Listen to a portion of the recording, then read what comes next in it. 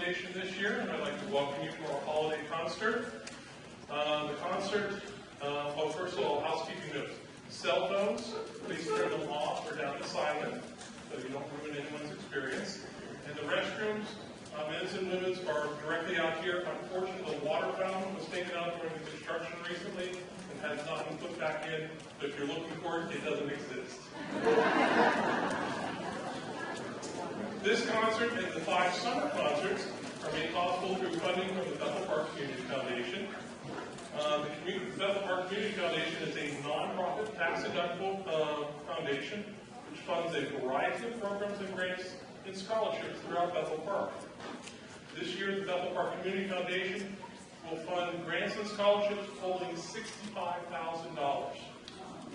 So, since I'm mentioning that, there is a donation box in the back if you'd like to make a donation. The money stays all right here in the community. So, I would like to take a very special moment to remember someone very special to the Bethel Park community and to our foundation. In August this year, we lost a longtime trustee and founder of the Tower Concerts here. Dean Strader passed away at the age of 88. Dean will be remembered by many Bethel Park residents as a music teacher at the high school for many years. In 2014, the Bethel Park Community Foundation renamed the Tower Concert Series to the Dean Strader Tower Concert Series in his honor. And he was with us most of this concert here this year. So I'd like to take just a moment and have a little quiet remembrance of Dean, and I appreciate that.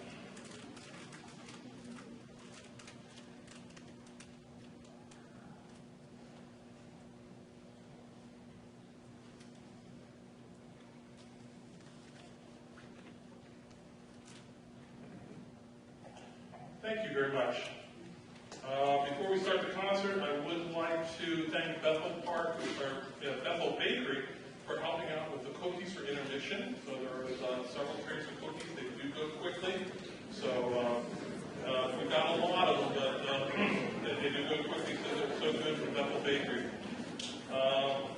And now I'd like to introduce our performance this afternoon. We have the Community Band South, the Bethel Park High School Top 21, and the Handbell Ringers from South Minster Presbyterian. Are you ready for some wonderful music? Yeah.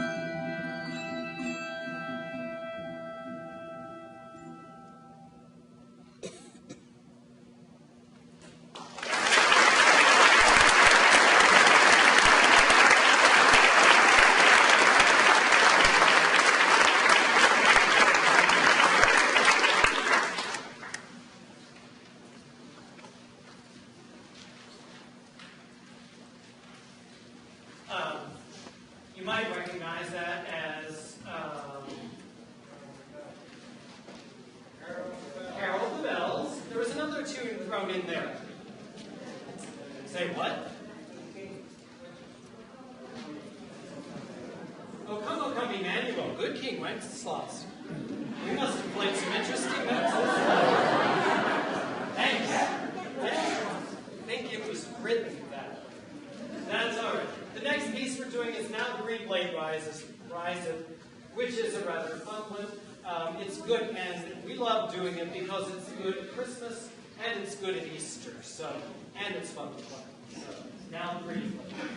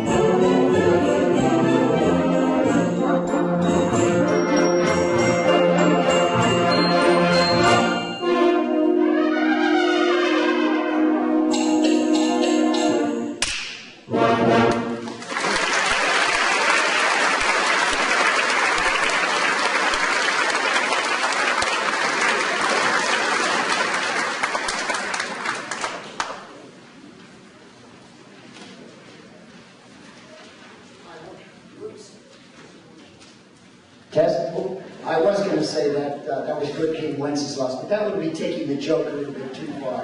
And I'm sure I'm going to pay for that. Sleigh Ride. It's not a Christmas song, but it was written by Leroy Anderson. He wrote it for the Boston Pops with Arthur Fiedler conducting. He did a number of pieces that are just terrific. Our second number, okay, you have to confess. Who here remembers the first time they ever took their kids to see the Nutcracker, the whole thing? Okay. And who remembers? Great. So I take my daughter, who's now a college professor, so she's just a little girl. So I take her, so Dad's going to take her down to see the Nutcracker. She had to be about 6 years old, 7 years old. So we sit there, you know, Mom and I are all dressed up, we're sitting there, 20 minutes, she's asleep. And it goes on for about 3 hours. It's a great thing, but it's an incredible ballet by Tchaikovsky. Well, you're not going to have to do 3 hours here because you'd be in a confused slumber by the time we're done. But what we're going to do, we're going to do themes from the Nutcracker. Just to bring back those memories, and in case you were asleep during the theme the first time, you'll pick it up this time, okay?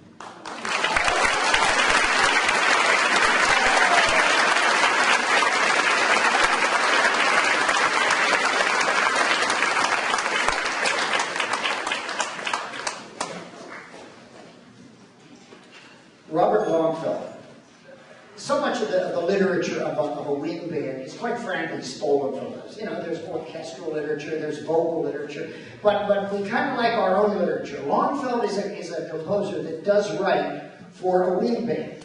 So he took the Coventry Carol, which everybody knows, and decided, what can I do with this besides playing it as a Christmas carol? Well, he chose to turn that melody into, we'll call it the ground bass. You're always going to hear the melody, no matter what happens on top of it. And there are a whole group of variations that go on top of Lully Lullay. He entitled it a Passacaglia. A Passacaglia is quite frankly a court dance. I don't expect anybody to dance, but I hope you enjoy Passacaglia on an old English Christmas carol.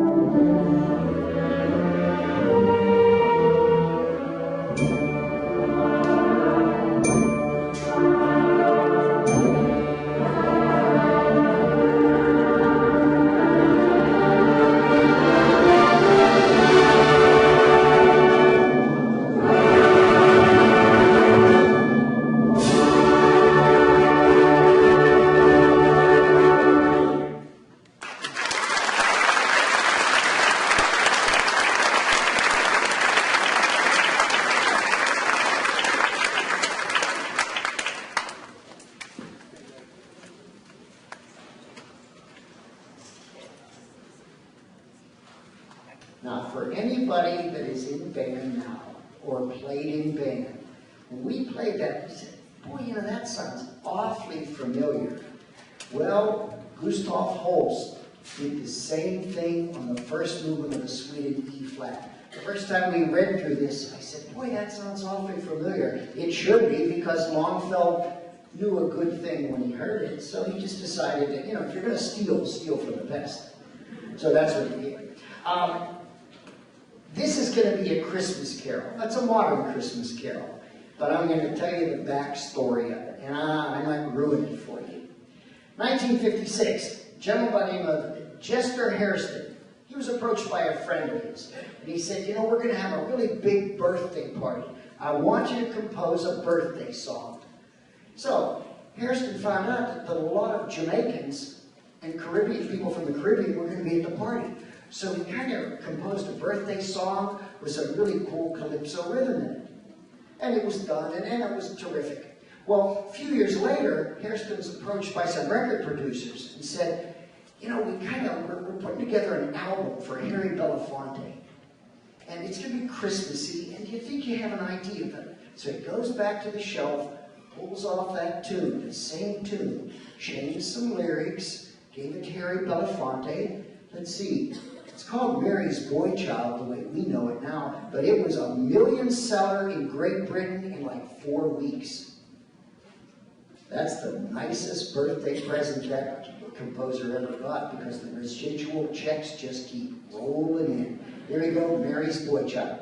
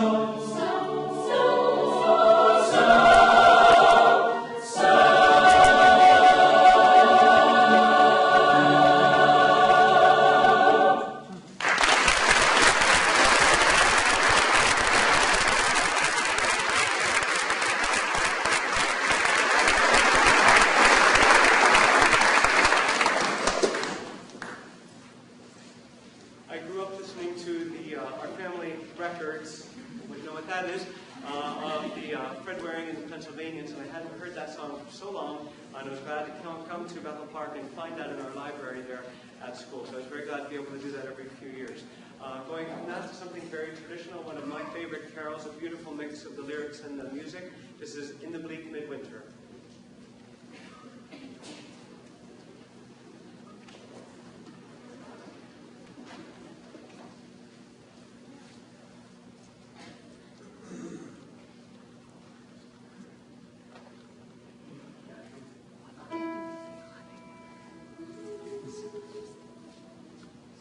Nice.